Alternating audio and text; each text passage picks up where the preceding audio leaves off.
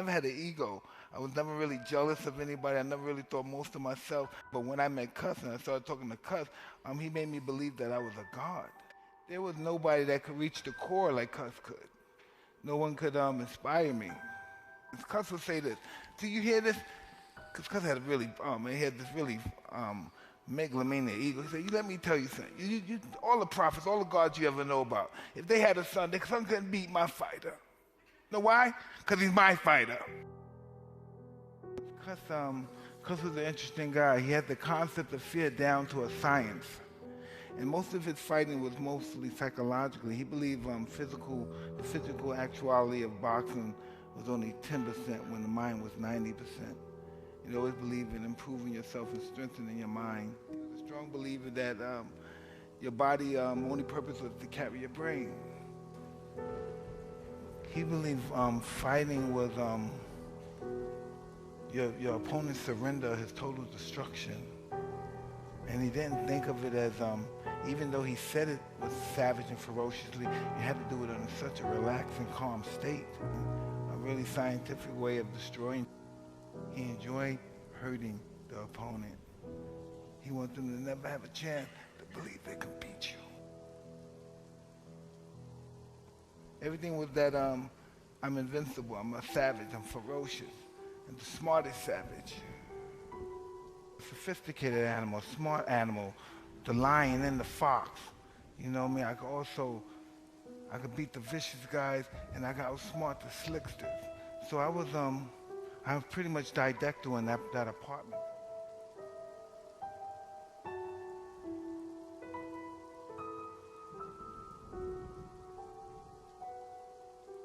Had me read mostly books about war, Claude von Clausewitz. And this is why Cuss read all those books. Cuss was pretty much of an intellect, but he was an intellectual and philosopher about war. And he thought fighting was a form of war. I wanted to make Cuss proud.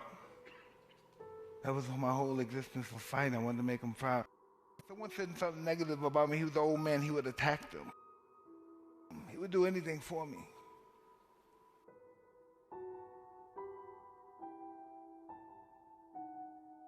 Well, the peekaboo is a really cruel style of boxing. It basically kept both your hands up, and it basically you twist at your waist and you move, and you come forward, make the guy miss, you counter punching. He really discovered it from karate. He watched karate people do it, and just move, get to one position, and punch with everything you got with bad and mean, ferocious intention.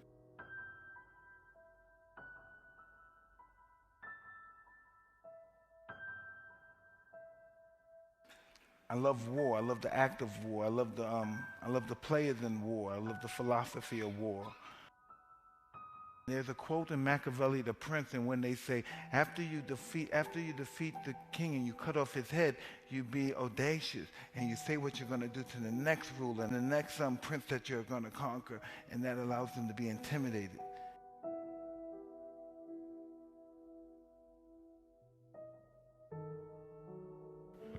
Yeah, this is the moment I knew I wanted to be a fighter. Watching two masters fight. After watching these guys, I knew. They were fighting, they fought 15 rounds and it was a war, but none of them had a mark on their face. But it was a hard fight, but nobody had a mark on their face. They're master technicians. He was a street fighter like me. He was cruel and mean. I never looked at I respected Ali and I worshiped Ali, but he was very tall and very handsome. I was very short and not so handsome. And he was very, articulate, and I spoke with a lisp. And I didn't relate to two besides we were black. Ali was a middle-class kid. He had a mother and father that both worked.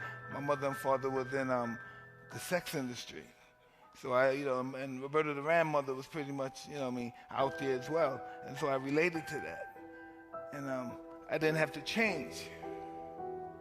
I didn't have to change my diction. I didn't have to learn how to talk polite. I didn't have to be nice. I didn't have to have a proper linguistic skill. And so If he could be accepted and be worshipped that way, I thought I would be able to as well. After that fight, he pushed Lenny, went to some other guy, and he told him to suck his balls. You have to understand, I'm only 14 years old when these guys fought. This is 1980, so I'm 14 years old, and I just thought that was the most remarkable person in the world.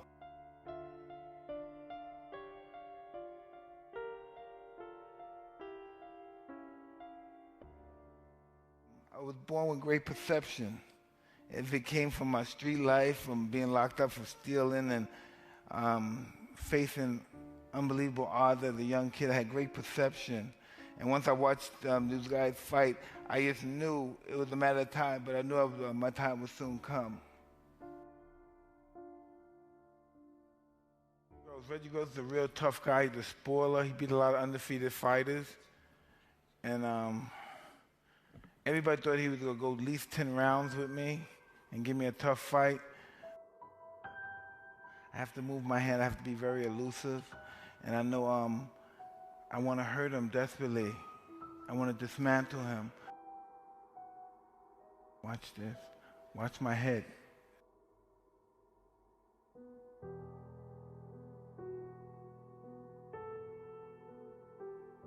When this is over, everybody's going to know my name. And the people that fight after him, they're going to fear me. And that's pretty much how my reign consists of just fear.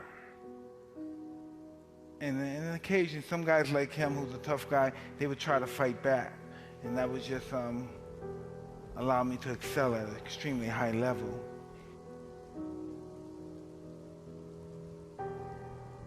I never wanted to be obscure. I was born in obscurity, and I never wanted to deal with that again. I knew I would attain my goal before it existed. I knew that. I knew I would be champ of the world before I died. I knew I wasn't going to die before I became champ.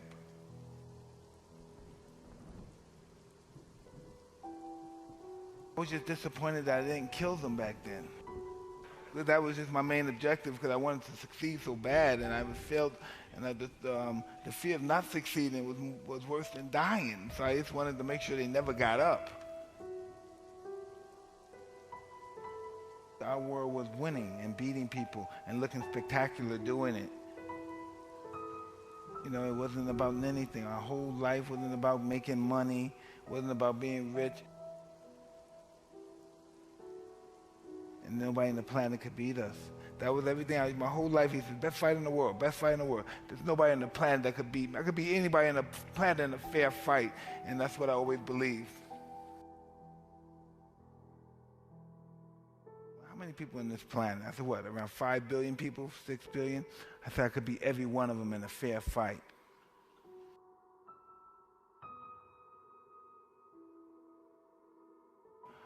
I must be a descendant of the great warriors of old, all the gods of war, because I'm winning with the most simplest of ease. How could these guys even dare fight me? I must be ordained by God.